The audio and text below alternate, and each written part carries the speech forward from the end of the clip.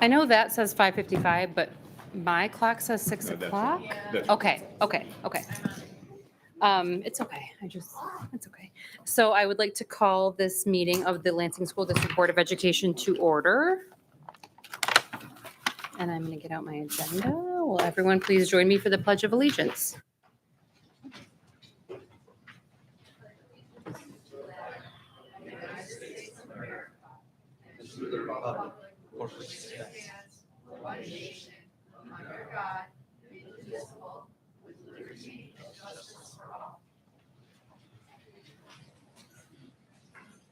Thank you very much. Will the clerk please call the roll? Dr. Body? Dr. Kavanaugh? Present. Ms. Hodgen? Mrs. Lawrence? Present. Mrs. Lilgy? Mr. Lopez? Present. Mrs. Moore? Present. Dr. Rodriguez? Mrs. Willis? Present. Quorum is present. Thank you very much. Any additions to the agenda this evening? Seeing none, I do see that we have two people who are registered to make public comment. Those public comments are going to be on non-agenda items, so they will be held until the end of the meeting. And for anyone else who is interested in making public comment, please fill out a blue card at the back of the room and you can hand it in to Ms. Hester up here in the front of the room. First up, we'll start with presentations, and we have Ms. Jessica Benavides, who's going to introduce us to some new principals and directors.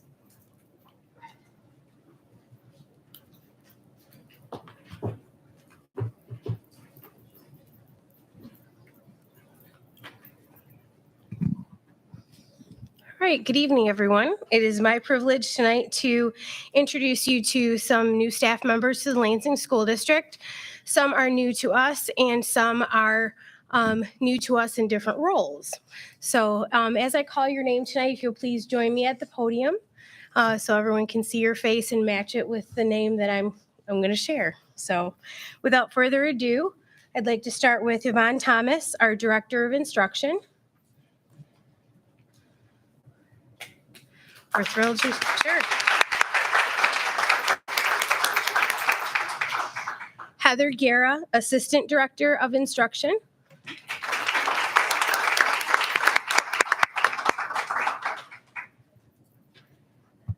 Nicole Millsap, Director of CTE.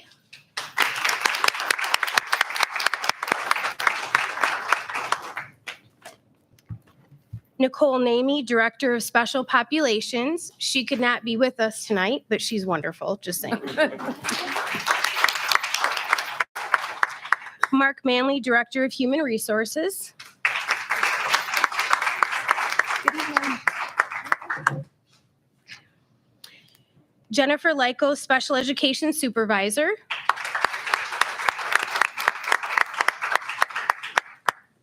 Randy Cusack, also Special Education Supervisor. I think he had a conflict, but he wasn't sure if he was going to make it, so I had to look in the audience.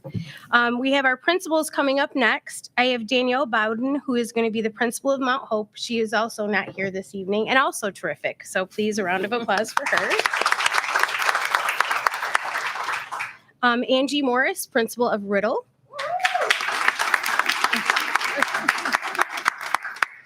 With her proud secretary.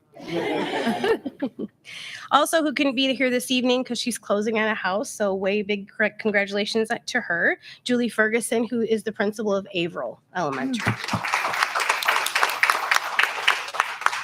Jill Kolar, principal of Post Oak.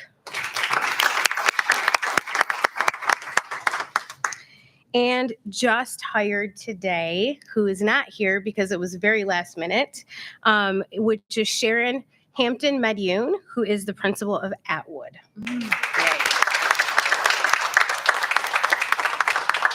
And we have four special individuals who are here with you with us this evening, which are Urban Fellows. So these are external candidates that have come to our school district for a year-long fellowship.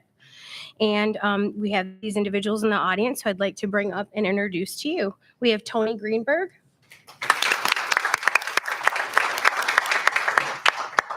Vincent Price. Nathan Gatlin. and Alyssa Stepter.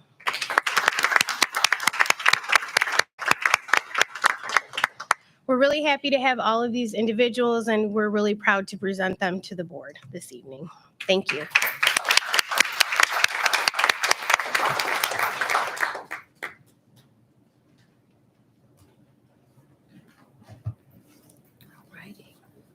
Thank you very much and welcome everyone. We are so happy and excited to have you here with us in the Lansing School District.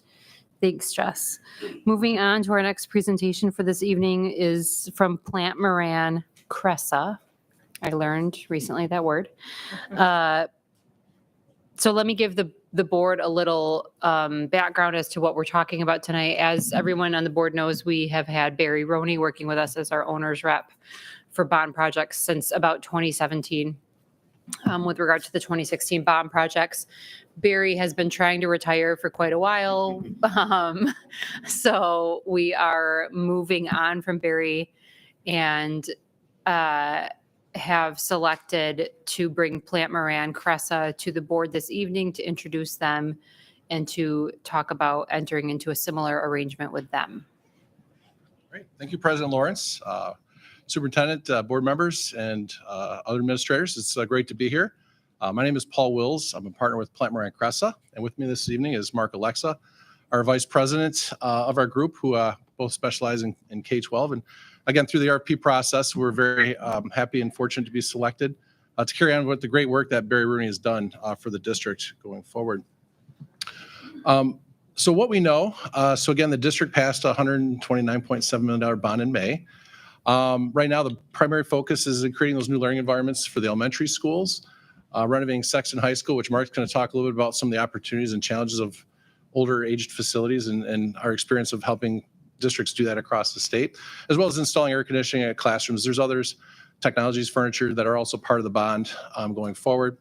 At the end of the day, again, it's a continuation of the owner's rep. I'm not going to spend a lot of time on what the owner's rep is, but our job is to really help you navigate both facilities and finance, because we know your facilities and finance teams already have a 50 to 60-hour work week, in addition to a $130 million bond issue going forward. So who is Plant Moran Cressa? Many of you might have heard of Plant Moran, the accounting firm, if you will. Next year, we celebrate our 100th anniversary as a firm. Cressa was actually founded in 1994, 1995, really to become a facilities and finance group for hire when our capital projects our clients are taking on large capital projects. If you're Delta Dental, if you're Little Caesars Arena, if you're Michigan Dental Association, they'll do a project every 5, 7, 10 years. So our group has really come to be known as that owner's rep piece, if you will. We have architects, myself, and others. We have construction experts, technology, furniture, move management, and we have, as you can imagine, we have a few accountants within Cressa to really help districts take on these large capital programs. At the end of the day, we truly want you, the board, and administration to make informed decisions relative to capital programs. That's probably the easiest way to tell what our job is here going forward. So with that, in terms of the facility piece, again, we're not going to spend a deep dive in each one of these. We know you've already done the strategic planning piece, which Mark will highlight quickly. But again, from helping establish the program, budget, schedule, scope, again, as the owner, you really should drive these timeframes going forward. If you take a look at the bond itself, probably 60 to 65% is construction related. The other 30 to 35% is non-construction. So this would be your technologies, your furniture, your soft costs going forward. And again, our job is to help you navigate that going forward. I'm going to turn over to Mark, who's going to kind of walk you through just high level, kind of our 4 remaining columns, if you will. So Mark. Thank you so much for having us this evening. As Paul said, we've gone through strategic planning for the most part. These are kind of our 5 pillars, with our clients. You can see where Lansing Public Schools clearly is right now. We're in the process of assembling our team. As part of that, what we want to do is help you guys identify the right architects, the right engineers, the right construction managers. We want to go through the contracts, make sure it's fair to the district. There's, quite a breadth and depth of knowledge we have on our team, and with Plant Moran, you're hiring a full team. It's not just Paul and I. There's a number of people behind us. So not only are we here to support your team, but we've got a number of team members that you may not see on a daily basis, but know that we've got half a dozen or more folks that are always on your team. So Once the team is assembled, obviously you want to execute contracts. We get into design. We're going to help you go through that design. We're going to figure out what makes sense, where we can value engineer things. Are we spending money in the right places? What are the owner's needs, and what are your ideas? We want to make sure that the architects and engineers are hearing you and not just telling you what you need for your district. It's all about you. We all work for you. And it's not about just the owner or the architects and engineers and the CM. Once we get through that process, we're going to have an AE on board. We're going to have a CM on board, maybe some consultants. We're going to do some RFPs, maybe for commissioning. Maybe we're going to do it for technology, some things of that nature. So once that team is all assembled, we get fired up, right? We get a shovel in the ground, or we start a renovation or a new building, and we're here to oversee construction. So some of the things we can do, even ahead of that, I should say, is Paul mentioned I'm working on another district in Grand Rapids. We had a 100-plus-year-old building. We were able to go through the architect engineer's design. Their design was wonderful, but it was over budget. We were able to go to a different system, mechanical system. We saved $3 million on a roughly $30 million project, and it was awesome. So we got to do a lot more things than what we had anticipated. So that's what we're here for. Like I say, there's a lot of years of knowledge. I was on the CM side for 20 plus years before I came in here. Actually had the good fortune to work with Barry at Granger Construction. Have also worked for Chrisman, who I know you folks are working with right now. So again, there's a lot of relationships that Paul and I have developed over the years, and that's what we're here to take advantage of and share with you. Before I jump into the end phase, kind of went through that kind of quick. Is there any questions or anything from you folks? Okay, with that being said, commissioning, management of the project, oversight, punch list, completion list, warranties.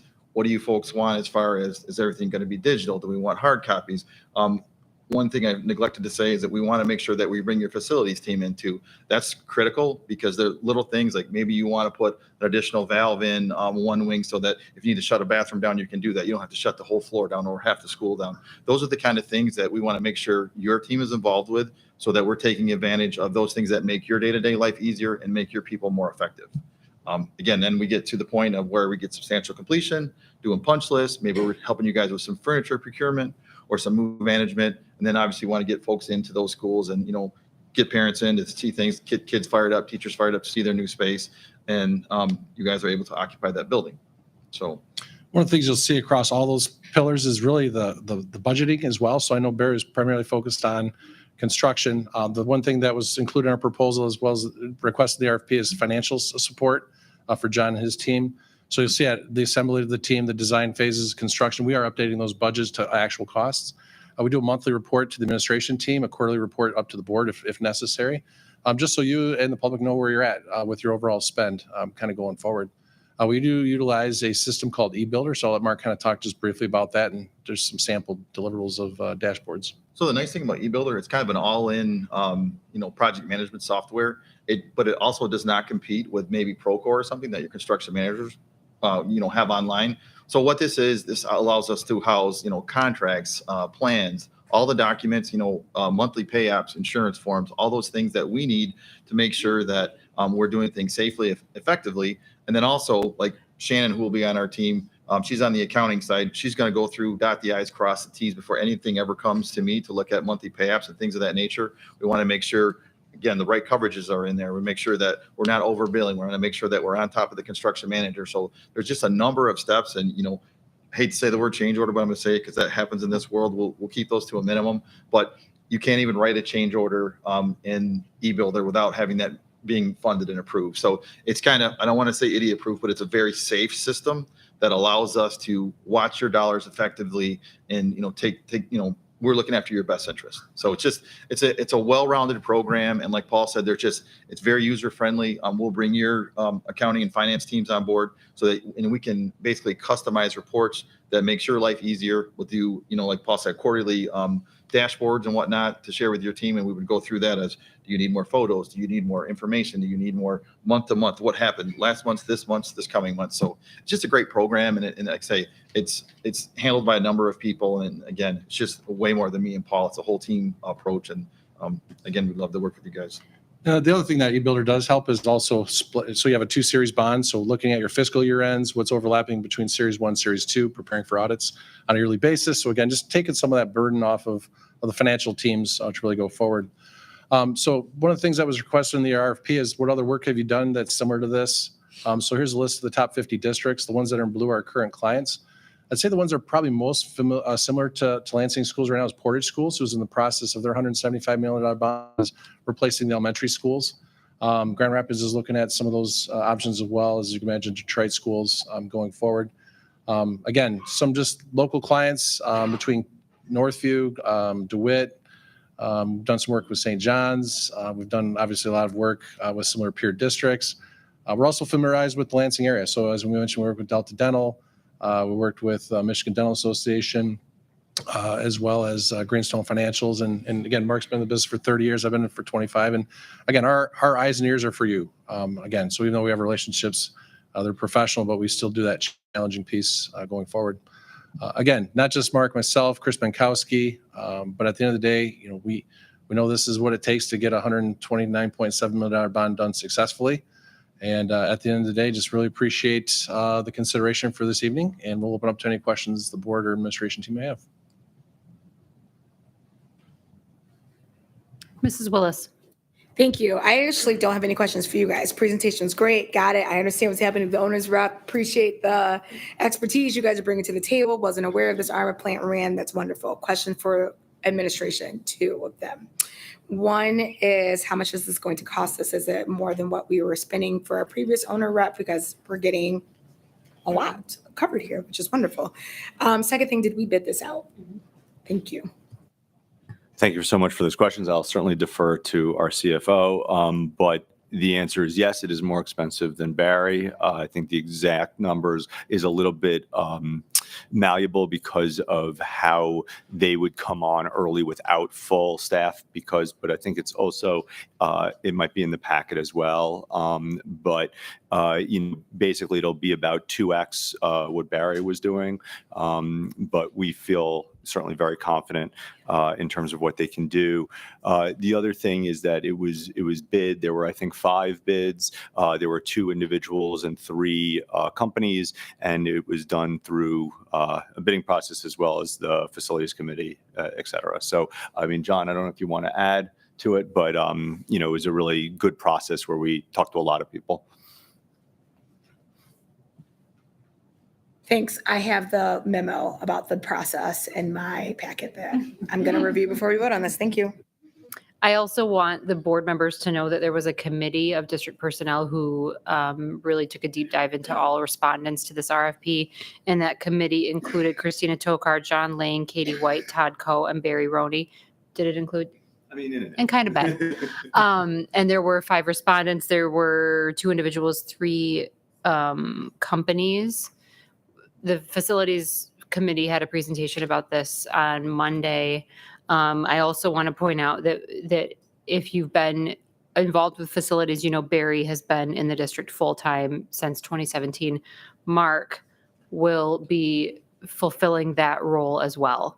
So it will not happen immediately because, of course, our new bond projects are not starting immediately. But the plan, please correct me if I'm wrong, is that within the next six-ish months, Mark will be in the district full-time 5 days a week. Probably like 7 days a week, but 5 days a week. Plus you get to see Shannon and of course, unfortunately me too, but, and then Chris. So again, that's as part of our. Yeah. And just to maybe highlight a little bit of the thinking from the district committee, and not to speak for the the facilities committee, is that Barry is wonderful and we wish he would stay forever, but he is allowed to retire, much to my chagrin. And what we found that moving forward with such a big bond project, $129.7 million for brand new schools, was that with a company, and there were 3 companies that bid, there is so much more support that the district gets, not only through financing, but also, and this is a really big key thing, is they know what is happening in other school districts. So when we bid things out and they say, well, here's the price, they can say, well, it's interesting because in Grand Rapids, Rapids, it's actually this price, or this is what other school districts are doing. And so it gives us a much better and kind of fuller, more robust understanding of the market. And what we have talked about is it will be more expensive than a single actor, i.e. Barry, but we think the cost savings will make up for it kind of probably twofold, but also just having the expertise of not just one person on site, but an entire office of folks that can help and support us. Great point. Other questions from board members? Ms. Lilje? Not really a question. I just want to highlight again that of the 3 firms that responded, you all came in with the best deal. So Thank you. Appreciate that. Thank you. Mhm. Okay, thank you very much. Thank you very much. Thanks, guys. We will move on to, oh, may I have a motion? Ms. Lilje? I move that the Board of Education accept the recommendation as presented. It's been moved by Ms. Lilje, supported by Dr. Body. Any discussion? Okay. Good discussion. Any other discussion? Will all those in favor please signify by saying aye? Any opposed? Thank you very much. See you tomorrow. So much.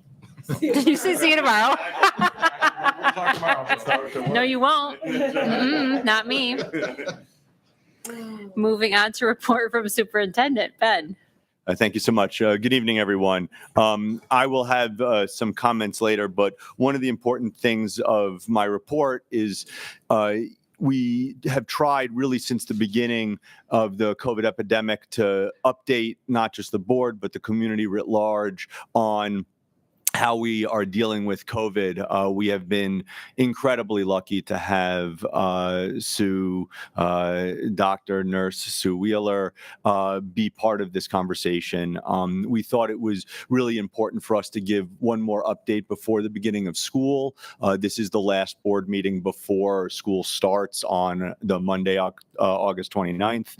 And so I'd like to turn it over to Sue, and then I'll have some comments on the COVID presentation, and then I'll have my regular updates to the board. Sue, take it away. Thank you. I have a little PowerPoint that I don't see yet. But, oh, there we are. I'm here this evening to just give you a brief update on COVID as we went through the summer session and as we move into fall. During the summer, we maintained the majority of our mitigation strategies that were so successful throughout the school year: social distancing, hand washing, the environmental strategies, and intentional case management throughout the summer. We strongly encourage vaccination, and we partnered with the Union County Health Department to offer vaccinations through our school-based health centers at both Eastern and Sexton. And we also did standalone events such as the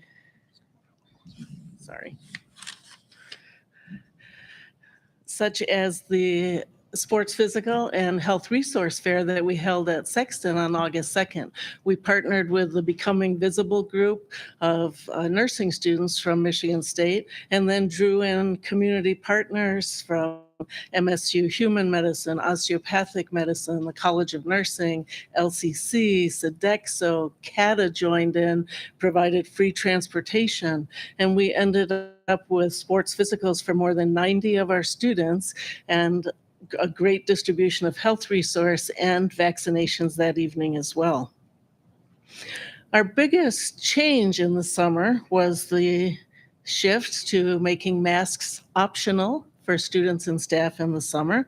And we did encourage and support people that chose masking, whether they had underlying health conditions, or maybe they have close contact with vulnerable people, or they might have their own personal choice and reason that they would like to continue in a mask. These policies were quite successful over the summer. As expected, we did continue to have COVID cases within our school community, although at pretty low rates. We had only 13 positive students throughout the summer, 45 positive staff members. For a total, you'll see there 58 cases throughout the summer from June 15th until August 15th. We had no clusters reported within the schools and no sports-related COVID clusters or outbreaks either. So what's next? Well, our focus will be maintaining the health and safety as we adapt to COVID in our community. Reasonable mitigation, vaccination, and careful oversight will be essential as we achieve that balance. So adapting for fall, what's new? We will continue with masks optional. As we return next week, we have distributed the updated and revised policies to all the staff and students. And we will continue with key mitigation strategies, those we did all last year, those that were so successful in the summer, distancing, environmental safeguards, and others. And we'll follow the science-based guidelines for those that are positive for COVID, which I know you see all over the news now. It's staying home for 5 days. If you are fever-free for 24 hours, your symptoms are greatly improved, and you are able to mask for the remainder of the 10-day period, you may return to work or school. As the science and CDC and the MDHHS have also recommended, we will eliminate quarantine for close contacts.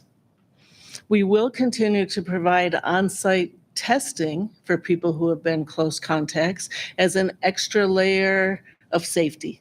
This is not required, but it's a little something extra that the district will provide.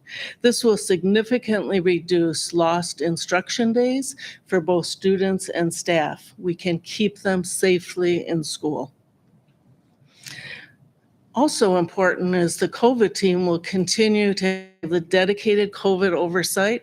We have immediate response to positive cases, to contacts, and we monitor daily and sometimes multiple times a day the changes in our school community or in the local community that will lead us to look at what our policy is, what do we need to do, and what might we need to implement quickly.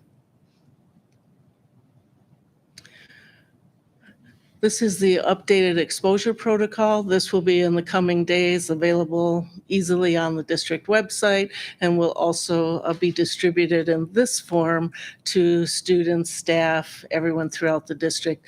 It's the same model we used last year that gives people a quick visual of what do I need to do depending on the category I might find myself in. So as we review and reflect, the superintendent and I have spoken many times about the impact of COVID on everyone's lives. This is an experience that none of us have had previously. We have been changed as a school community, as a greater community, and really the world has been changed by this pandemic. As people return next week, we are very mindful that many have experienced physical suffering, grief, loss of family members and friends. They've had social, emotional, economic hardship, and we hold space for that. We know people are coming back to us, and really many people in a very battered state. COVID, although we hope turn the corner and we will just learn to coexist with COVID, it's caused great hardship for many people for more than 2 years. So as a school community, we are just mindful of that, and we ask that our staff and the school community in general support each other as we return with the healing that's ongoing and the healing that will continue throughout the year. It's also been a time of awe. It's been a time of amazing medical achievements and advancements. It's been public health challenges that have been overcome. You know, who would have imagined in 2 years' time we would have vaccines, we would have treatment. We still have COVID out there, but people are not becoming the numbers of people are not becoming as seriously ill and are dying from COVID. We have great treatment, and we have treatment that is accessible to many, many people. Treatment that even a year ago was not as accessible to people. So we hold space for the suffering, the grief, the loss, and we are in awe of what coming together as a community and the world was able to achieve. So our future looks bright. We're adapting to COVID in the community. We know that we'll continue to stress vaccination will provide opportunity for that. We will continue to have a balance of mitigation and a greater return to academic best practice models so we can get kids in school, stay in school, and have the best practice models in place. Thank you. Thank you so much, Sue. I am happy to turn it over my superintendent report time for questions, comments, anything that the board wants to ask Sue. Dr. Body? Thank you, Sue. Could you be so kind as to go back to the slide that's going on the website? That's the hardest question you could ask me. I'm sorry, this slide? No, the website slide, the blue one with the small. Oh, this? Yeah. Yeah. Yes. So after a person has been sick and they return after 5 days of being symptom free, Yes. for the subsequent 5 days, they have to wear a mask because they can Correct. still be contagious. My eyes are not that good. I'm sorry. Does this say or specify the type of mask? Because a cloth mask for the new variants is basically, to coin a phrase from our superintendent, theater.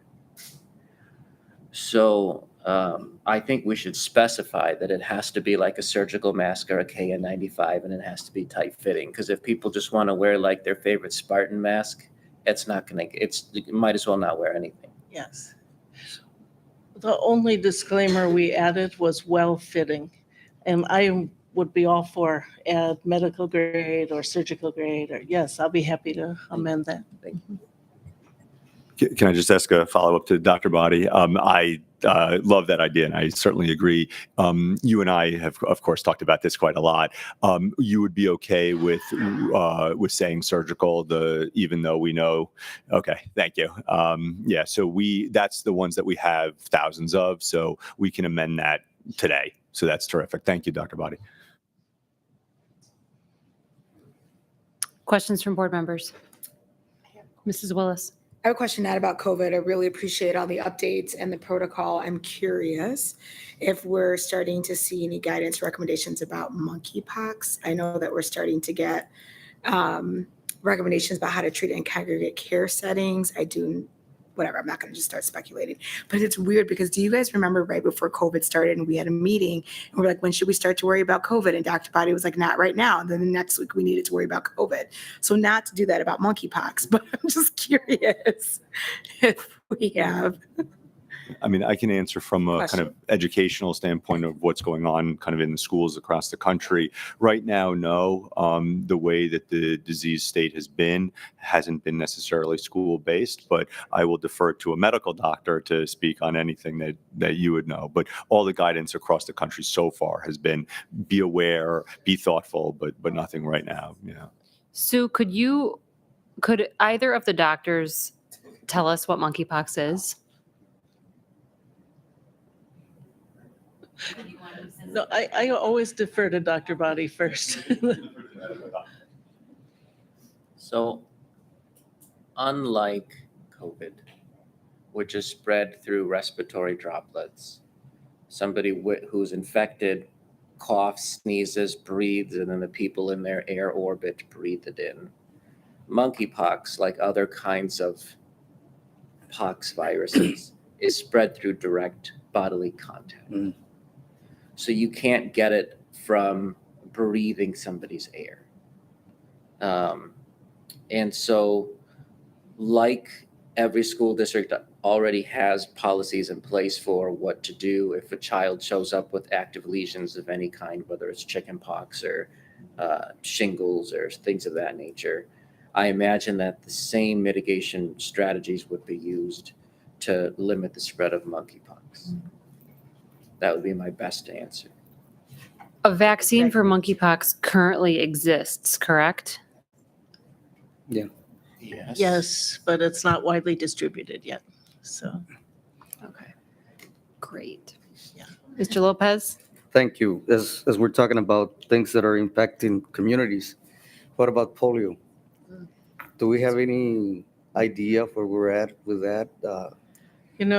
we have experienced in the last, I'm sure where the question is coming from. In the news, there are new cases of polio, Right. a disease that had largely been considered eradicated in the United States. There's a lot of theories out there about why that is, if it's a change in vaccinations, if it's, where that's coming from. It's not an issue in our community at this time, but it is something that we watch closely, and I know the Am County Health Department monitors as well. So the number of vaccinations or vaccines that a student needs to have to come to school includes polio and all mumps, rubella, and all that stuff, right? Yes, polio is Okay. one of them. Yes. Right. So, and obviously parents can opt out of them, right? Yes. Okay. Do we have many students that have opted out for vaccinations of the regular vaccinations that we've had forever? We do have families that have opted out, but it's a very small percentage. So we don't have, even though it's there, we're kind of like not too worried about that at this point. Yeah, I'm not too worried about it, and I worry about everything, so Yeah. that's a good sign. No, but we've got COVID and monkeypox and Yeah. but then Yeah, there's COVID, this other thing. monkeypox. Yeah. Mhm. But just keep an eye out, I guess, on that one. Yeah, See what but it's good to have it in the radar because it, is here in the United States. So, Thank you. Dr. Boddy, would you share it's low worry at this moment? In our area, absolutely. Thankfully, while the general trend in vaccinations among children, especially in the last 2 years, is way down, because with resistance to the COVID vaccine came resistance to every other pediatric vaccine. So vaccination rates have gone down, and we're worried about the potential of having pockets of outbreaks of things like measles, like you've seen in Minnesota and other places. But right now, grace of God, we haven't had that. But it is something that we worry about in clinical medicine to try to encourage people on a daily basis to not skip their shots. And really, that's part of our push to continue getting kids to come in for vaccination. We offer not just COVID vaccines, but all the childhood vaccines. Right. And we know partly, I agree, it was in response to people's fear about the COVID vaccine. And also people were just home. Their kids weren't out in public, they weren't in school, so they may have delayed vaccines, which may also account for why the numbers have dropped so significantly. But we're going to try to get them all in for vaccines. Dr. Boddy, how is polio spread? Polio is a neurodegenerative condition that I don't mean to put you you are directly putting me on on the the spot. I think it's but also direct contact, but let me double check. I can Google it. I'll Thank you. check. Sure, all that I find on Google is going to be totally accurate. Polio has been one of the diseases that we were allowed to let some of that go because it was not a big issue for us. Any other questions from board members? Ooh, I don't want to share that information. It's terrifying. Okay, thank you so much, Sue. Thank you so much, and I look forward to seeing you in the fall with still good news. Thanks. Thank you, Sue. So I'll get to my normal comments, but I want to speak a little bit about COVID. First of all, through the tremendous work that Sue and her team has put on, it's been, you can go, Sue. It's fine. You don't have to listen to me pontificate. one of the things that we, of course, witnessed last year was that with the mitigation strategies that we used, our rates of COVID were low, not only compared to other school districts in the area, but certainly around school districts that had similar populations and rates of pre-existing conditions and things like that. And, I just want all of the people, certainly in the audience and listening at home, to know how seriously we continue to take this. But what we've also seen, which is wonderful, is the resiliency of children and how this disease affects them and how it affects also our adults.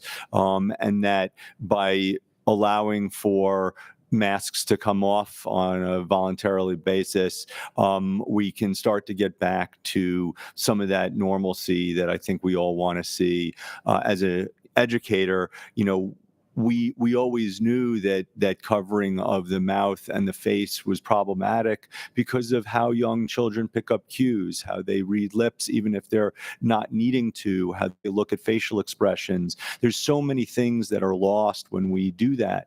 But of course, what's gained is the safety. And so now feeling comfortable that we can do this, I hope this allows us to really move forward and get back to that focus on pedagogy and instructions. The other thing too, of course, is that we want everybody to know that we have health clinics in our schools. If you want to get vaccinated, we can support you on this. We are big fans and supporters of this. We have found that our vaccination rates have certainly helped tremendously. And we've seen just a really great use of modern technology, of understanding of science, to really get our district to be in a very, very good place. We continue to urge schools to use outdoor classrooms, to spend time outdoors. All of those things are just great to begin with, let alone that they help with health. And we're going to continue with having, a push to washing your hands and to just general cleanliness. And what's been interesting, and for those of you who might have noticed this either personally or with your families or people that you spend time with, because of these extra mitigation strategies, many people aren't also getting the flu, and they're also not getting sick in other ways because we're finally realizing that we need to take this stuff seriously. So, really thanks to the incredible work of Sue, the team, the great guidance from Dr. Body, from this board, and from everybody's hard work, the teachers, the parents, the kids, we're hopefully turning the corner. And on the first day of school on the 29th, we can actually go in, without masks unless you have to have one. But certainly, again, if you are sick, if you do get COVID, you will quarantine for the 5 days and then can come back with, as amended, surgical masks, KN95s or N95s. And what we'll see, of course, is an incredible increase in days of attendance and for both staff and students. So thank you all. And certainly I'll always be happy to engage in COVID. Okay, on to other things. Unless you have been living under a rock, this district has made some pretty significant changes over the last couple of weeks. And I want to address certainly those listening at home, those in the audience, and really just everybody about some of these decisions and to kind of walk us all through what's happened. Look, we have press conferences and we release letters and, everything that Sue shared was in emails to staff and to families. And so we're trying to be as communicative as possible. But we also know that, not everybody's reading the paper and not everybody is reading their emails. So, we'll start with the decision that we were very public about that seemed to be very supported by the community, and that is this move over the next 2 to 3 years to take the 7th and 8th grade out of our high schools. For many, many reasons, we feel that this is the right thing to do. We've talked to families, we've talked to staff, we've talked to everybody. There was strong reasons why the district made this decision when it did, but now looking at both its effect and impact, as well as what we're able to do, slowly but surely taking 7th and 8th grade grade out of the 3 high schools, Everett, Eastern, and Sexton, is going to allow us to focus those buildings on to 9-12. We feel that certainly 7th and 8th graders don't necessarily need to be in high school, but that they can be with other children and have more of an academic feel of a place that is more catered to them. In addition, the way that the district is doing this is slowly but surely. We're doing this organically. So if there was a school, let's say Pattongill was a K-6. Well, in order for us to find more 7th grade seats, what we're doing is saying, okay, Pattongill, your 6th graders, well, now there's going to be 7th grade. So some of those 6th graders can stay in 7th grade. Atwood, North, Mount Hope, Sheridan Road. Those were all places that had 6th grades, not 7th grades. Now they're going to have 7th grades so that those kids can stay. And of course, by process of elimination, those kids are not going to Everett, Eastern, and Sexton. So by doing that organically, there isn't a ripping asunder where the children are going, but just letting them stay in their current schools. Now, this, of course, as some families have probably seen, has impacted the number of seats in 7th grade at, let's say, Eastern. So when a family is saying, hey, I want my kid to go to 7th grade in Eastern, well, the number of those seats has gone down by about 50%, so that over the next 2 years, we can start to pull away all the 7th and 8th grades. So we are taking about 50% of the seats at Everett, Eastern, and Sexton away this year by, again, growing it organically within the K6s and the 4-6s, with the idea that then that 50% would become a 50% in 8th grade, and then a 0% for the 7th grade the year after, and then a 0% for the 8th grade after that. So it's going to take some time, but we think that this is really a solid way of doing it, so that the students in 6th grade can stay in a building that they feel comfortable with, that they know their staff, they know their families, they know everything. And then by the time they get to 9th grade, as these kind of full high school students, they're ready to go to high school where there is a different kind of curriculum, there's a different kind of schedule, there's a different kind of a lot of things. So that's the important news when it comes to that. And we're certainly trying our darndest to make sure that families know this and have access to understanding that. The second decision that we certainly know the community hasn't been necessarily thrilled with is the decision to stop busing 9th through 12th grade students using the Dean bus, but having them go and use CATA.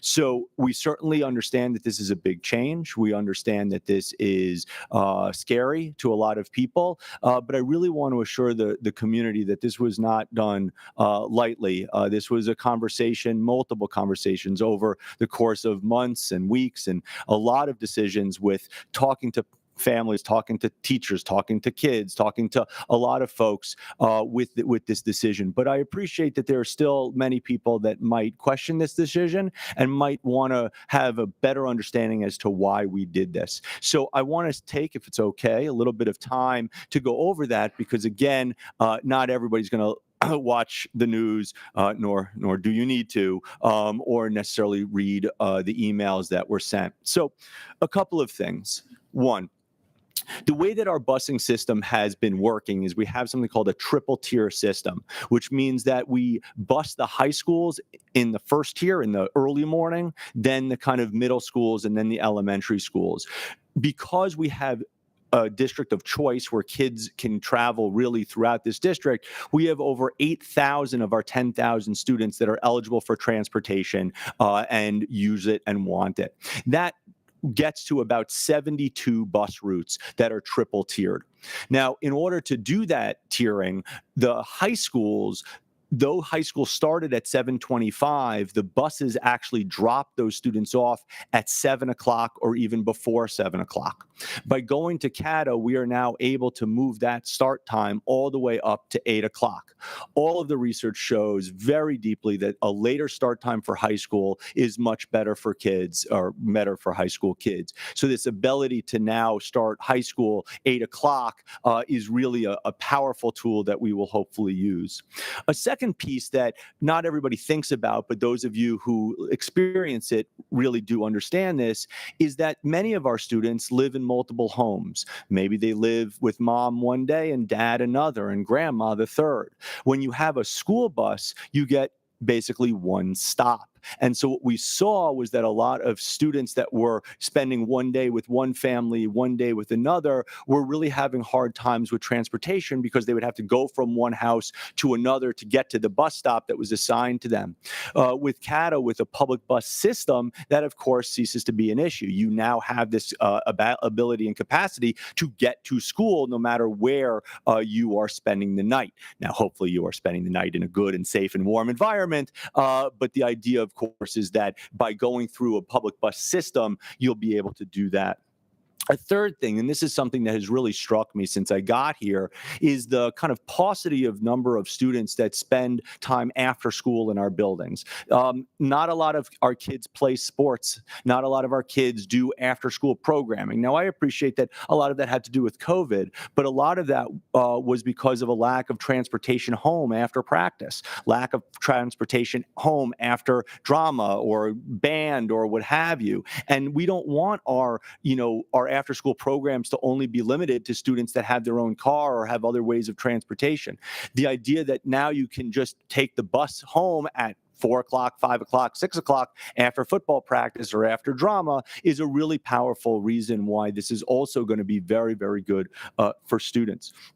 The fourth reason is that, gas prices are super high, and we understand that that is hard on families. And so we also know that it's also hard on kids. We have seen, certainly, as you've probably made pretty clear, the salaries of places like working at McDonald's or Wendy's or whatever, it's like $15, $16 now. A lot of our high school kids want to work there. A lot of our kids want to have, summer jobs or after school jobs or weekend jobs. To have a CATA pass now will allow them to be able to go there, have those jobs, because these passes are good at night and certainly on the weekends. And the ability to now do jobs on weekends and after school and just being able to travel after school is really powerful.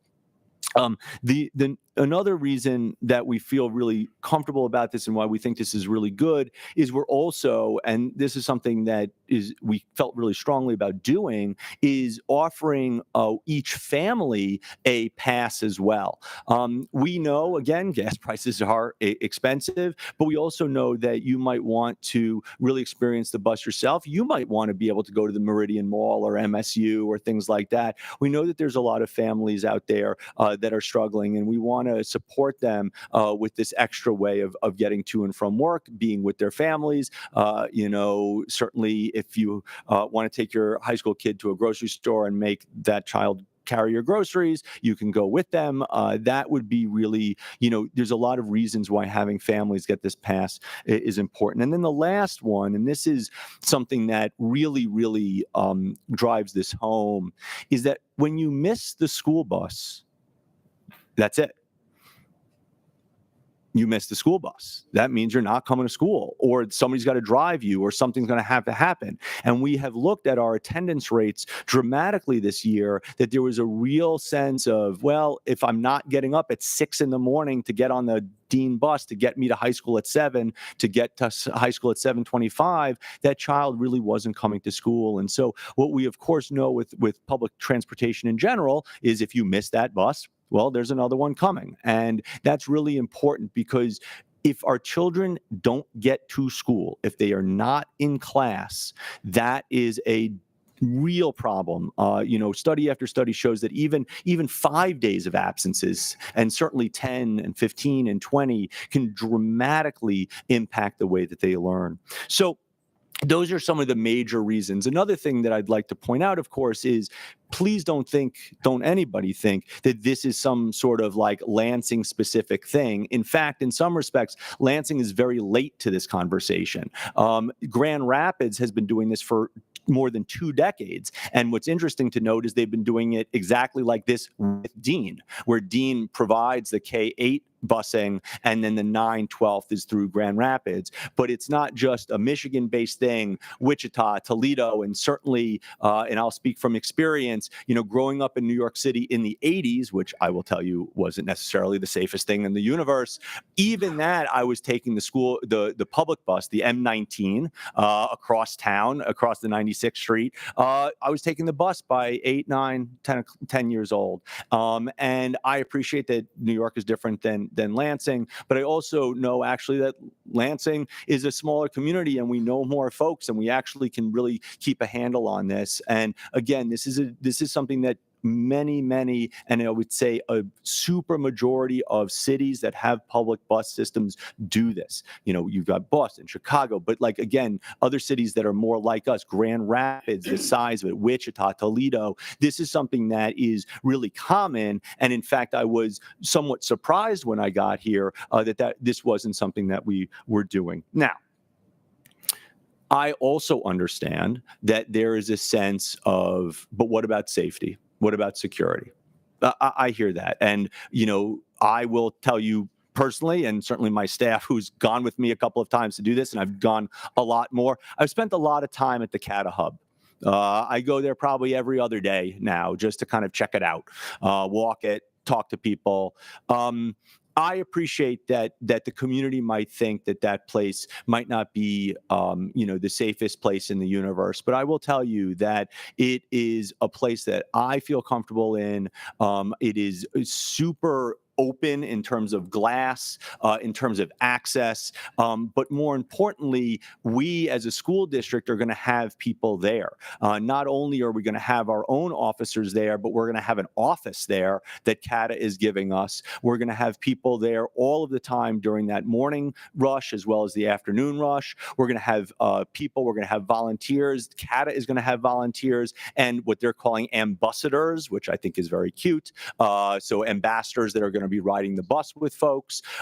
We do take safety and security incredibly seriously here, but we also know, to be honest, if I was hanging out in the school, in the CATA bus station, and I saw 500 high school students, I don't think I want to be there. The high school students that are going to be there, they're going to have their own way. They're going to know each other. They're going to be kids that are in the same class that really understand each other, and they're going to be supportive. And again, not everybody knows this, but last year we actually had about 200 students that were taking the CATA with this as a pilot program, and those students were really, really supportive of each other. They would wait with each other. They would take the bus with each other. There was all sorts of really positive things that came out of that. And so, we feel very confident that this is not only the right thing to do for the students, but is really the right thing to do for the system writ large, for the school district, so that we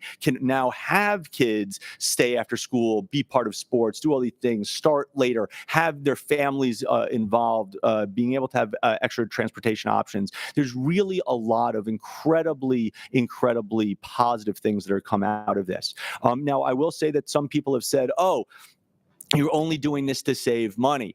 Well, nothing could be further from the truth. This is not going to save money because the 41 routes that we ran with Dean last year is exactly the same number of routes we're going to run this year. So this is not about money at all. We are not trying to get one over on the community. We're not trying to save a buck. What we're trying to do is be incredibly thoughtful about the hand that we're dealt and trying to do the best we can so that we can put always students at the center for this. And one other thing I would say, of course, is that if we were to actually have the buses the way that they are now and and have the triple tier system that I was talking about, the only way we could even come close was to have our elementary schools end at 4:30. Now, that means a elementary school kid would be getting home in the dark throughout the winter at 5 o'clock in the cold, maybe even 5:30, depending on where they live. That's just something that we don't want to do, because again, we're going to try to make our decisions with kids at the center. And just so that everybody knows, and those of you watching at home, I'm sure if you had kids in our schools last year, you would recognize that the busing was also late often. It was late quite often. And that reason was because of the triple tier system, where we have so many buses that have to do one route and then another and then another. And what we ended up seeing actually was buses, and certainly my staff can tell you because they were there, and any principal and any teacher and any parent could tell you, just you're talking about consistent 30 minutes, 40 minutes, 50 minutes, even an hour. And, that's just not acceptable. There's no way that I want to go into a school year knowing that you're going to have buses that are going to be 30 minutes late, 50 minutes late, an hour late. And if you were going to then mortgage that and say, okay, you don't want late buses, then you need to have triple tiers, so that a longer space between the triple tiers, where you're going to have elementary schools basically, ending at 4:30, 4:45, with kids not getting home until 5:30, 6 o'clock, in the winter and in the dark. So look, I don't think there's anything I can say that's going to convince everybody, or even most people, that this is going to be the right thing. But what we ask is that you understand that at least we did this with the best intentions for children, the best intentions for their learning, and that I would say, let's just see. I'm going to be the first one that will admit that if there are serious concerns and serious issues, we will handle them. I'm going to be first day of school, probably that entire first week, I'll be riding the bus. I'll be at CATA. I'll be there. And we're going to make sure that the staff is there, that our officers are there, that our supports are there, that other community members are there, that CATA is there. And we'll see. Right. But I don't want anybody to think that this was a decision that was made callously or arbitrarily, or without putting students' needs center. And again, these are high school kids. This is 9th grade, 10th grade, 11th grade, 12th grade only. This is not including 7th and 8th grade, and it is not including the special ed kids that already have the special ed busing and things like that. So it only is impacting the 9 through 12 students at the high school. So again, I appreciate that this is a big deal. I appreciate that not everybody is thrilled with this, but I don't want anybody to think that this had anything to do with money. This had to do with trying to find the best answer we can with we had there. So long-winded for me. I want to turn it back over to the president, but just to say, we appreciate that this is difficult. We thank you for your understanding, and certainly, we want to hear your thoughts on this, which I'm sure there are people in the audience that will say so. Thank you, Ben, for that update. That was really comprehensive, and I think you addressed like 99% of the concerns that I've seen that people have. I have a couple of questions that I want to ask. Are there stops at each of the 3 high schools? Oh, thank you for that question. So if you know Sexton, which you do, there is a stop directly in front of the school. In fact, the principal's office can see it directly. There is a stop in front of Eastern, and this week, we are building a stop in front of Everett. So there is going to be a brand new bus stop specifically built right next to Everett for our students. My other question is, are students limited in using their bus pass for transportation only to and from school? No. So this is a bus pass that basically gives them free reign. And so we're really happy that this will allow them to go to MSU, the Meridian Mall, et cetera. To work. To practice, home from practice, you name it. Thank you. Any other questions, Mrs. Robin? Yeah, Mrs. Robin, okay. Yes, I have a question about training. Are we going to be offering any type of training for our parents and our students? And also, I am a parent as well, and my daughter has to walk a ways to the bus stop. Will the routes be changed to accommodate the students? Sure. So great questions. Let me try to answer the second one first, which is, when we run the Dean bus routes, the truth about those is that those are not always in front of the homes either. And so, sometimes students with the Dean have to walk half a mile as well. The routes, the way that they are for CATA right now, we can't adjust the way that they go or create extra stops. But what we can do is what are called crate tripper buses. So for instance, you might say, hey, how in the world can one bus fit an entire school? Good question. So what CATA is going to be able to do is have a bus right behind that bus that's going to run at the same time that will fit the extra students. And so we're going to actually, depending on how many students will ride, they can have a second bus, a third bus, even a fourth bus so that they can do it. And then we're also at the end of school going to have buses that will start at the school empty. That way, it's not coming through. They can actually come empty, pick up the kids, but they do have to follow the route in which that they're published. And this, I've learned more about federal transportation law this year than I ever thought possible. The federal laws basically say a transit company like CATA, if they have a published route, that's the route.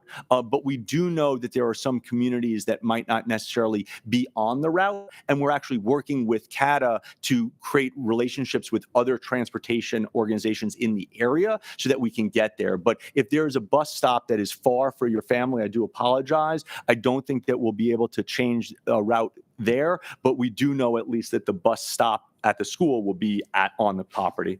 Yeah. And then the first question was about training. Yeah. And I told my daughter, I said, Sure. you gotta learn public transportation etiquette. Yeah. No, I appreciate that. If there's a granny on Yeah. the bus, we want to give the granny the seat. Absolutely. And I appreciate that. And in some respects, what I'm going to really love about the students riding the bus is I think they're going to be exposed to that grandmother, and hopefully we'll have that experience of helping them with their bags or giving them the seat. But in terms of training, there's going to be a lot of training, and it's going to be in a multiple ways. So the first thing this year, again, when we did the pilot with the 200 students, is CATA actually came to the schools and did trainings there. They had maps. We actually have a special map that's a Lansing School District CATA map that we'll be giving out to families. We're doing training on how to use the bus pass, how to get on the bus. The families will certainly be able to have that. CATA has had their own phone number for the families. They actually have been, in the first year, they actually called the family specifically and said, here's how we would route you. This is where you should go. So we're trying very hard to make this as palatable as possible. I understand that not everybody's going to like this, but really we're going to be doing the training for the families. And it's not really training, it's information about how to do it. Now, in terms of how to ride the bus, yeah, I mean, each of the different high schools will hopefully be, well, they will be working with their kids about, here's the stop and here's how you get on and here's how you do that, which honestly is something that we would be doing with Dean anyway. For me, what's interesting is that, when you ride the public bus, you can listen to your music, you can play on your phone, you can do those kinds of things. With Dean, sometimes those rules are not like that. I actually think it's going to be a better experience for our kids doing that. But look, will there be some uncomfortable times? Sure. But I think that we'll get through it. And so anybody listening to this, and certainly any family, if you have any concerns about where the bus stop is or how to get on it or where you're going to get the cards, that's probably one thing I should say. Each of the high schools will have a person at the high schools that will be distributing these cards. We'll be doing it before school even starts. Certainly CATA knows that we're doing this. So on that first day, if a kid is trying to get on the bus, they're going to let them on. It's not like they're going to say, where's your pass? It's the first day. They know this. In fact, there are going to be people on the bus to help support them. But we are doing our best that even before school starts, there'll be people at each of the high schools that'll distribute it. And the kids, they'll just have a number that's the bus card number, their name, they'll sign for it, and that way they'll do it. And I don't know, Christine, if there's anything specific you want to talk about in terms of how it's going to function. Sure. Just want to make sure it was turned on. So we'll definitely be at the welcome back events at all three of the high schools, which is on August 25th. So for anybody listening, if you want to check out those events, we'll make sure we have staff there available to help with gas cards and also with the CATA cards, of course. And then staff, like Ben said, will be there all week to help.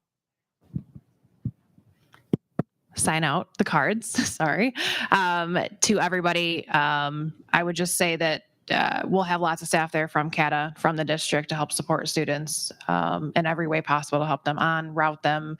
We'll also have public safety available to help students if they feel like they've maybe got off at the wrong stop, that sort of things. We'll have them available at the hub so that we can radio back and forth and make sure we get students where they need to be. Yeah, and one of the things that has been brought up, a parent reached out to me a couple of days ago, and they were worried, what if their child got lost? What if their child took the wrong bus? Two things I can say. One is CATA is very good about knowing that, talking to the students. In fact, we've witnessed this multiple times where somebody tries to get CATA to kind of stop, and CATA will actually stop and let them on. I will say that that doesn't always happen with our yellow buses, which I understand why. But there are ways of allowing folks to contact CATA, and then they contact us. CATA is going to have our numbers on speed dial. We then actually have, through our public safety office, we have our own vans and we have our own cars. And if anybody actually witnessed this last year, we did this a lot when the school bus didn't show up. Sometimes families couldn't actually pick up their kids, and we would take the kids home. So if there's ever a time where a kid really is lost, now I will tell you, having spent a lot of time with high school kids, they might have been lost on purpose. I can't help that. But, if a kid really is lost, we're always there to help support them. We have public safety that can ride them. And then CATA, if you've ever seen, CATA has their own vans as well. And so there are ways that if there really is somebody that's lost or in trouble, we can get to them super quickly. And, we also have a police department that can always be supportive. It's not in a punitive way, but in a way to find a kid and to bring them back safely. Ms. Kavanaugh?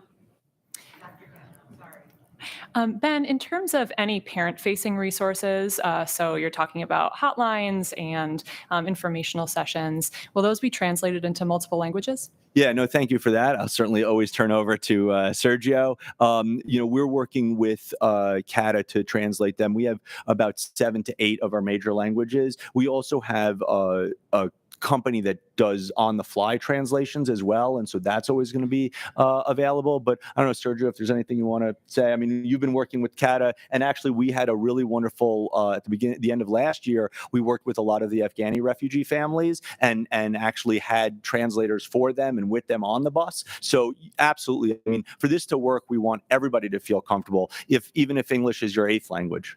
But Sergio, I don't know. Can you hear me? Yeah. You said it very well, Mr. Superintendent. We also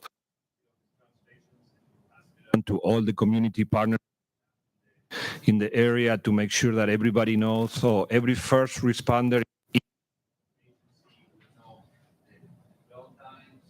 and the information 7 or 8 pages. Yeah, one thing I'll point out that Sergio jogged my memory, what's been really wonderful about this, and again, I appreciate that not everybody likes this, is that a lot of community partners reached out to us almost immediately and said, how can we help? And, we've been spending a lot of time with our community partners, asking them for help for all things. And Sergio could was speaking to this, is these community partners who work with a lot of our students, especially those where English is not their first language, are really helping us, not just with translation, but just getting this to be part of the community in which they serve. And it's been pretty good. The families seem pretty thrilled about having the pass for them and certainly the later start time. But again, I know not everybody's thrilled with this. Do we know if CATA has an app? I will. Yeah. So we do know, because what's actually one of the cool things that CATA has is they have an app, but then they also have a texting thing where where the next bus is. But John, I know you know the technology a little bit better than I do. You can probably speak to that. There we go. All right, we'll try this one. So yes, there's an app. It's My Ride CATA that they have that tells the routes and the time. I believe even the times that the buses are going to be estimated to come. And then we have information on the website as well. As Sergio mentioned, some of it's being translated, but we also embed it on the website where any family member or anybody can go up in the top right of the website and pick your language. So we embed it actually on there and not just a link, so that it actually translates on the website as well. Great. Thank you. And And Thank you. and the one thing I also want to say is we are still, very proud and very thankful of our partnership with Dean, because by doing this, we're now able to, transport the K-8s in what we think is a much better way, as well as special ed. And one thing that we are bringing to the Dean buses, which we hope to be bringing to CATA in a little bit, is that the ID system, the new ID system that we have, kids are going to be able to actually tap on and tap off the Dean ride, which is going to be super helpful. We know, especially with the younger kids, second grade, third grade, a lot of times we say, oh my God, where's the kid? You actually can know when they get picked up and when they not. And so you as a family member will be able to know that. So those new IDs that all the kids are getting, one of their many, many things that they can do is they'll be allowed to tap on and off of the Dean buses. Thank you. I have a question. Mr. Lopez?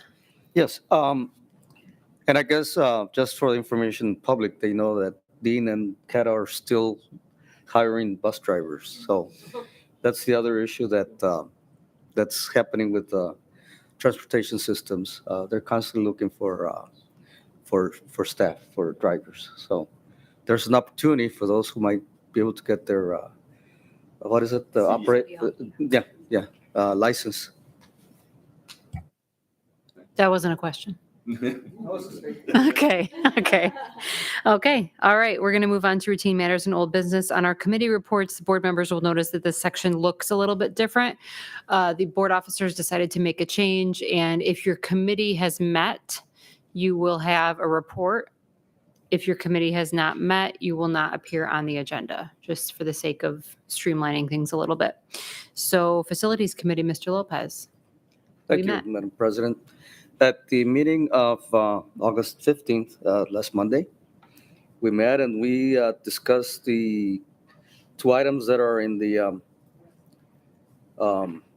consent agenda, or no, that we have to, that we're recommending for approval. Is the Eversole Center new cabin construction dormitory remodeling and 2022 bond program owners rep. I know we discussed the construction management contract already. Had a lot of conversation on that. So we did those, had information on those items. And like I said, we have a couple of recommendations for approval. I'm going to have to ask my committee members. I know we also touched on other items.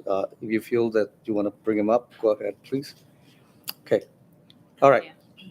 That was kind of conversation that will come to the board at a later date. That's my report on the committee report. Questions for Mr. Lopez? Okay. Equity Committee, Mrs. Willis.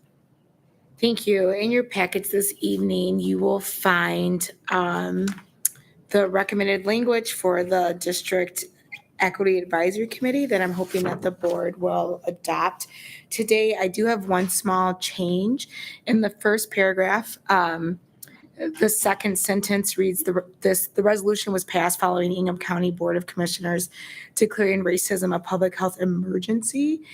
Thank you very much to Commissioner Crenshaw, who is not only one of the 4 people that watch our meetings, but he's one of the 3 people that downloads our packets. He caught that I made an error. Sexton grad. Technically, the County Board of Commissioners declared racism a public health crisis and not an emergency. And that does matter as far as their statute, like if it's an actual emergency or crisis. So I just want to correct for the record that this was in response to them passing a declaration that racism was a public health crisis. But as such, we have finally moved on to this action step as a result of receiving as a result of seeing the equity audit. So I made some tweaks to this as recommended at our retreat to include in the purpose a welcoming culture and climate as suggested by Dr. Rodriguez. And finalize some sections in the back. So that is all that I have. Once the board adopts this, then I will be working with Dr. O'Neill and John McGraw to get an application on the website for folks to join this committee and solicit folks who meet our representative bucket to make sure that we represent us from our different labor units and staff and community members so that we can move forward with this committee. Any questions?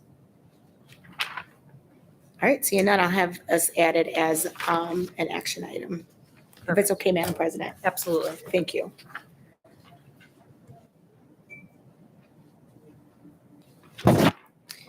Treasurer's report, Mrs. Moore. Yes. This treasury report is for periods of July 1st through July 31st. The beginning cash and investment balance was $42,267,232. Receipts totaled $18,708,534, while disbursements equaled $13,209,851. The net interfund transfer totaled $527,906. In investments from fund and interest, from fund investments to the student and bond funds, as well as journal entries. The monthly transfer to the general fund for 2022/2019 bond expenses were $0. The ending general fund cash and investment balance on July 31st, 2022 was $48,293,821. The general fund's cash and investment balance is $33,495,820 greater as compared to the same time last year. The donations received for the month of July 2022 totaled $25,012.52. Donations were given from the Black Bud Giving Fund for the Eco Lab donation of $10, Carl McLean Memorial Fund $2.52, and the Lansing Promise for the purpose of the high school graduation $25,000. Ms. President, that concludes the July 2022 Treasurer's Report. Thank you very much. Any questions for Mrs. Moore? Okay. May I have a motion? Sorry, I'm moving on to the consent agenda. My page was already flipped. Moving on to the consent agenda for this evening, which includes the receipt and approval of the August 4th regular board meeting minutes, the receipt and approval of the July 2022 Treasurer's Report, bid recommendations that you can find in your packet, which include Ebersol new cabin construction and dormitory remodeling, and the 2022 bond program owners rep. Now may I have a motion, please? So moved. It's been moved by Mrs. Willis, supported by Mrs. Lil G. Any discussion? Mrs. Willis. Sorry, I wasn't moving fast enough during Mr. Lopez's presentation. We're building a new cabin, a new dormitory cabin or a new tiny home? So we're doing two things. Okay. So in order for us to even attempt to have this boarding school at Ebersol, we're building staff housing. So we're going to be building a cabin for the two cabins, one for each of the full-time teachers that will be there. And then we are redoing the dormitory so that the students can have kind of their own private room. It's not a full room, but it's, it's a nice thing. So it's that's what we're doing. Okay, so I'm tracking the remodeling of the dorms. That's great. Right. And then we're also constructing one new cabin, two new cabins.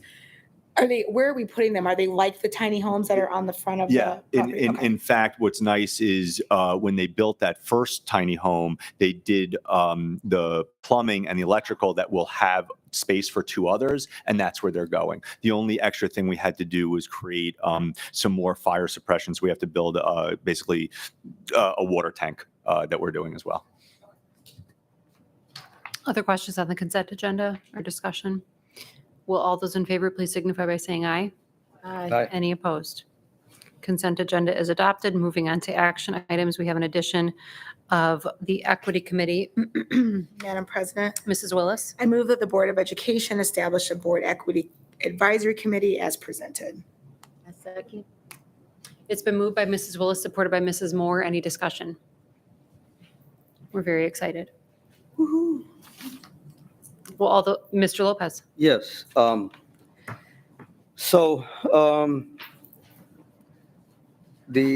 The equity audit was certainly an eye-opener. I think I can say that for all of us, right? So I certainly support the 4 items that are listed. But I would hope that we could also look at a multicultural history or program that would bring some of that needed historical background to our students. So I'm not looking to, I support it, but I ask that if we could do that, that would be more inclusive. This is a equity, charter, so we need to have equity across the board to some extent.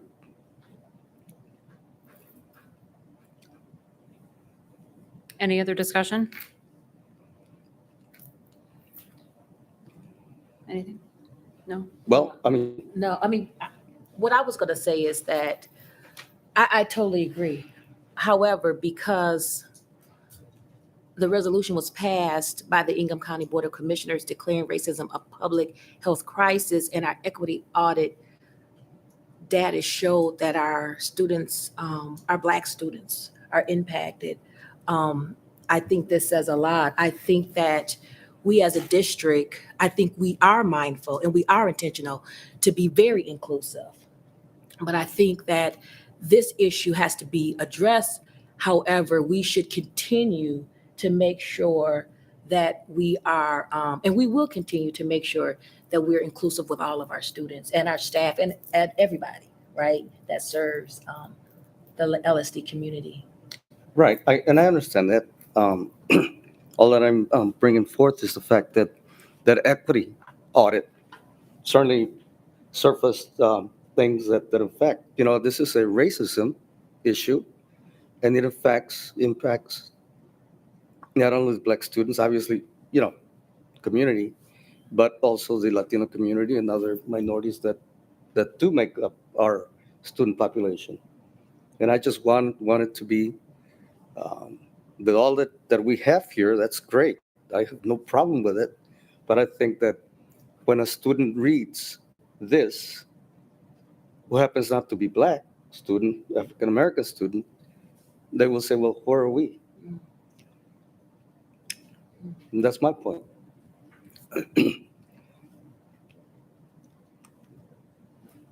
I hear you. Thank you. I hear you. So I would hopefully, are we in discussion? Can we make a motion to amend? You want to amend the To motion? amend or include another point, a bullet point that speaks to multicultural study, or not study, but curriculum, as we're doing for the let's see, the Black History curriculum. That's great, but we have a multicultural community in our schools. Can I say something? I totally understand what you're saying. I do. However, I think this speaks to the equity audit, right? That was specifically pointed out our Black students. So that's what this supports. If I'm not mistaken, this is supporting our Black students. So I don't know how adding another. But wait. No, I mean, I get it. I get it. I get it. I hear you. Because think about it. There's been times when I get it. I'll just say that. I'll just say that. So yeah, this speaks to the equity audit. If I'm Vice President Willis, if you could chime in, because sure. I wasn't on the board when the resolution came forth, sure. But So 2 things. The language about having a Black history curriculum was from the resolution. And so the language to adopt the next steps for that need to match the resolution. I think if we're going to have an effort to address equity across the board, this is an effort to address equity across the board. But what Mrs. Moore is saying is very specifically the equity audit pointed out a target population. And so there's a target population that needs the most, and this is, we've talked about this, by definition, equity means that it's not the same as equality. We want an equal learning environment that is equitable. Equity means that sometimes you do have to do things with variability, and it's different. And so our audit specifically told us that there was a student population, Black male student population, that needs special attention. And so I'm not disagreeing that we also need to address all minority, and I don't want to use minority, I'll use say all BIPOC populations. Absolutely. But that's not the purpose of this action. I will just say this, the audit, you're right. It brought all this up, but it also brought the other things that are Absolutely. affecting students in the Lansing School District. And Latinos are not that far off in terms of equity, okay? So since we did this equity audit, should we not, take a look at that and say, okay, there's room to be inclusive of all our students in this audit? Because if you look at the report that was presented to us, many of our students, Black, brown, white, even, have needs. So goal 1 says create action steps to operationalize the recommendations for the equity audit. I'm sorry? Goal 1 says create action steps to operationalize the recommendations from the equity audit. So that would address the issues that you're bringing up. The reason why number 2 exists how it says is because our resolution that the board passed 2 years ago explicitly said that we would develop a Black history curriculum. That's what it said. So we need to explicitly operationalize that as a goal. So that is why that is an explicit goal as opposed to being rolled into what it says to do for the equity audit. Everything in the equity audit, there was 8 recommendations in our equity audit that include addressing disproportionality, and that's across all boards, all BIPOC populations. Exactly. So if we follow the logic of this was specific to that, then we would then have to come back and say, well, let's do a resolution that for Latinos. Then we'll pass another resolution. That's something that we're responding to a resolution that this board passed 2 years ago. So that we will have to do this kind of program then for others in order to come to this end.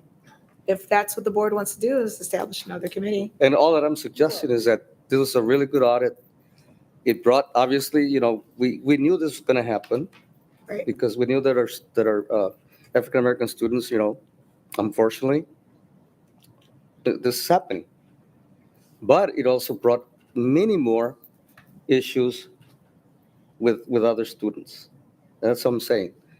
That this DEI, or this equity charter, maybe it's not Lex, it's not inclusive.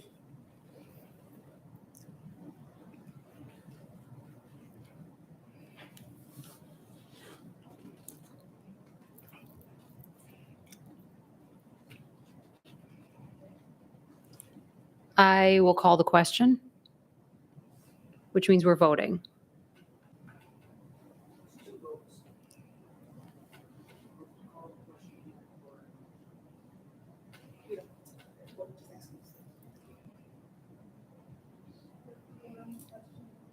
Vote on call, because she needs to call the question. Do I need a second to call the question? Okay, Dr. Body is my second. And we vote on that like normal, correct? You vote first on the motion to call the question. Okay. And then you vote on the main motion. Roll call, or does it not matter? Well, all those in favor of calling the question, please signify by saying aye, which just means to vote. Any opposed? Okay. Will all those in favor of Rachel's initial motion, please signify by saying aye. Any opposed?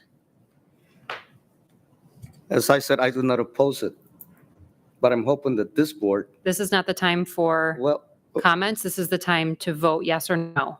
I'm qualifying my vote, and I think that's appropriate. So As I do not oppose this, The question was called. You cannot qualify your vote. You can vote yes or no. well, see, then you're making it difficult. Mr. Lopez, you Let- can vote yes or no.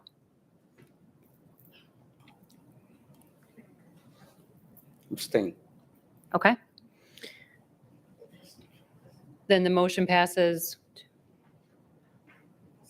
7-0-1. Thank you. Moving on, the next thing we have on our agenda is a closed session. May I have a motion? Madam President, Mrs. Willis? can I recommend that our public comment speakers go before in a closed session? Yes, you can. There's 3 of them. I would like to, that's a great motion, Mrs. Willis, thank you. We're going to invite our registrants for public comment to make their public comment before our closed session because we don't know how long that will take. So I'm going to take these in alphabetical order. I'll start with Anesia Dillard. Anicia, my apologies. My next public comment, just so you know, my next public comment will be Jocelyn Lamb. Thank you. And then Albert Roper. You have 3 minutes within which to make your public comment. The board typically does not respond to public comment. Go ahead whenever you're ready. Thank you. Thank you. Anicia Dillard. I am an avid public transit user. I want to say thank you to the superintendent for providing the rationale as to why the 9 through 12 grade students are going to be using CATA public transit. I look forward to serving as an ambassador and having with CATA in this effort to getting the students to school safely. Also, if there's anyone who is interested, CATA does have a website with the information. You can go to cata.org/Lansing School District. If you're interested in applying to be an ambassador, you can go to, I have it here, cata.org/ambassador, and that's AMBUSSADOR. Also, I want to encourage the Board of Education as well as CATA to partner and get feedback from the students on their experience, as this is a larger group of students compared to the pilot. And I look forward to seeing what's going to happen. I think it's great for the students to learn how to be independent, use public transit. As I said, I'm an avid user. Also, when we think about impact on the environment, this is something that we can do to reduce our footprint as well. Thank you.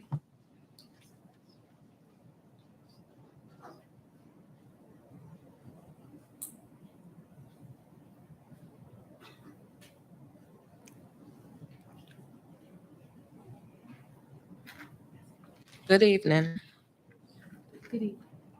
I'm here as a parent, and I have a lot of concerns about what's going on with the buses. I've also worked in the Lansing Public Schools as a lunch aide, and I got to know a lot of the kids. So I'm very concerned about the kids in this community. Last year, I know 3 families that lost children to gun violence in this district. I've worked in the homeless shelters, so I know what's going on down at that bus hub. It's a lot of heroin, it's a lot of meth, and I'm concerned about my 9th grade son. I live on the south side of Lansing. My son will have to leave the house about 6 in the morning to get on that bus to transfer downtown and get another bus to go to Saxton.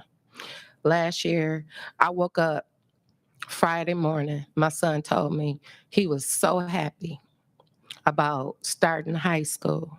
I went on a job interview that day, and my life was lining up after COVID because we all went through something through COVID.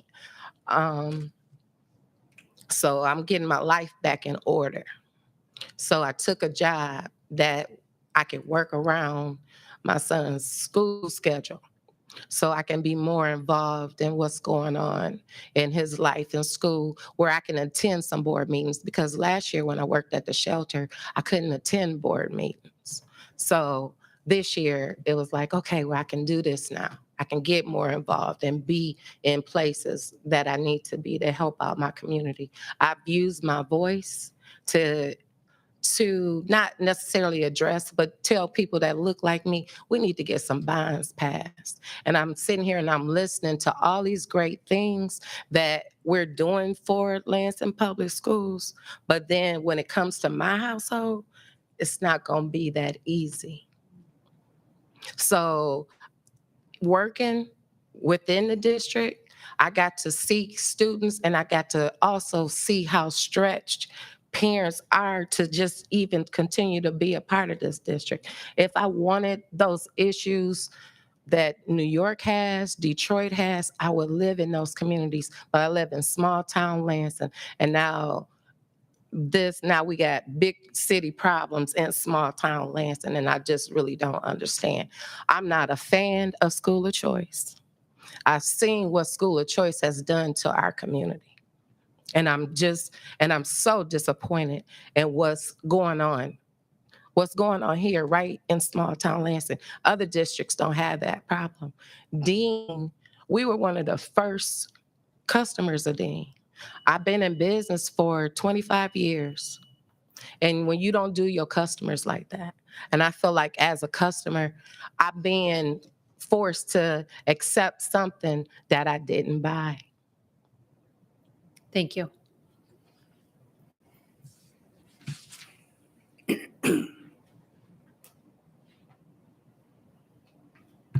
Hello. I've got some concerns about this CATA station here, about the CATA buses. I've heard a lot from Ben that said all the benefits that we're going to get, and seems like we're just pushing a narrative to CATA itself. And I like to know, what is CATA getting from this? Nothing comes from free. Our gas prices go up, everything's going up, and now CATA is giving free rides and free passes. Seems like there's a alternative narrative to that. I hear a lot of bashing about Dean, that Dean's not able to accommodate multi-parent households or different households. They do accommodate that. I'm a parent, and they will take that into consideration and get that taken care of if you need that done. You say that Dean Transportation won't pick up the students if they're later, if they miss the bus. Our 9th and 12th graders, the only ones who are late or miss the bus. So it doesn't seem like it's fair all throughout for our kids. If our kids are able to be known where they're at on Dean Transportation, I can call Dean Transportation anytime and say, is my child on that bus? And they can let me know. None of that is provided from CATA. None of those things. You say about the other places that are doing that. Did those places implement this within a few weeks of school starting, or did they transition to that? You say a lot about statistics. We just were talking about getting 7th and 8th graders out of the high school. Well, why were they there in the first place? Based off statistics. If there's an issue on the bus, you say you'll be at the CATA station. Who's going to be on the buses with the children? If there's an incident, are you going to call for public safety, or are you going to call the police? Is that a judgment call that the bus driver is going to have to make? It's not their responsibility to police our children. You're saying that CATA's hiring. Well, we just were talking about Dean hiring a few weeks ago. Like, whose agenda? If we're for the kids, why are we pushing these big companies? Why isn't Dean and CATA coming together to keep our routes? Children have been doing school. They have after school activities. That's never been an issue. My child has not told me I cannot do after school activities because the buses picked up the other kids. Everything was still able to happen. Let's see. Yeah, you say about the emails and about the parents who have been notified. I'm a parent. I check my emails. I've not got one notification about changing the times or about the CATA. I registered my child for Dean Transportation well at the beginning of summer, and as far as I knew, she had a bus. So when you say who made these decisions, no parents made the decisions, because I'm a parent and I was not notified. So I like to know, I know I won't get a comment or anything taken care of now, but I like to know if after this, how long it would take to get a response. Thank you. Thank you very much.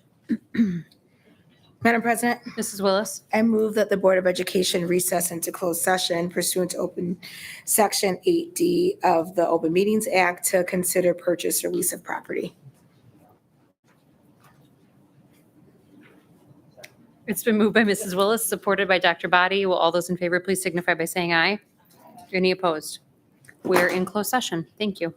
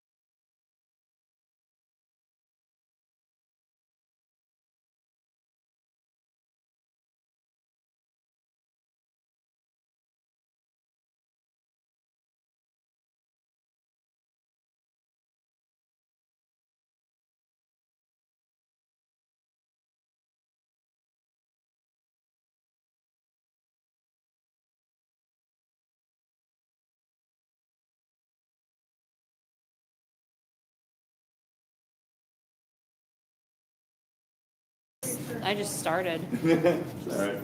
Yeah. Eastern grads are gonna be pissed if I don't. Yeah, right. All the people watching at home. Okay, here we go. We're back. Really? Statistics. Okay, on Thursday, August 25th, there are open houses being held at Cumberland, Luton, Riddle, Sheridan Road, and Post Oak. Maybe more. You can consult the Lansing School District website for more information. On Saturday, August 27th, the Eastern class of 1977 is holding their 45th year reunion. There is more information on the website. Monday, August 29th is the first day of school. Get your lunch boxes and your book bags, and we'll see you bright and early. On Thursday, September 1st, all grades have a half day. Also on Thursday, September 1st, we will not have a board meeting.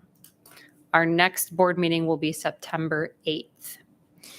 On Friday, September 2nd, and Monday, September 5th, there is no school due to the Labor Day holiday. And I will add one thing to this. On Wednesday, September 14th, GSRP starts. Mr. Lopez. Yes, just to remind public and us that on the 25th, August 25th, is the renaming of the Eastern Stadium to Gilberto Gil Sauceda Stadium at Eastern High School. What day is that? So all are invited. The 25th? 25th. And the program starts at 4 o'clock with a welcome tent for folks to go and mingle and learn more about Mr. Sauceda. And then at 5 o'clock, thereabouts, we'll go to the stadium. But I'm sure you will receive an invitation yet. So this is for the public that this is happening on August 25th, 4 p.m. Festivities start. Thank you, Mr. Thank you. Lopez. Any other comments from board members? Okay, at 8:05, we are adjourned.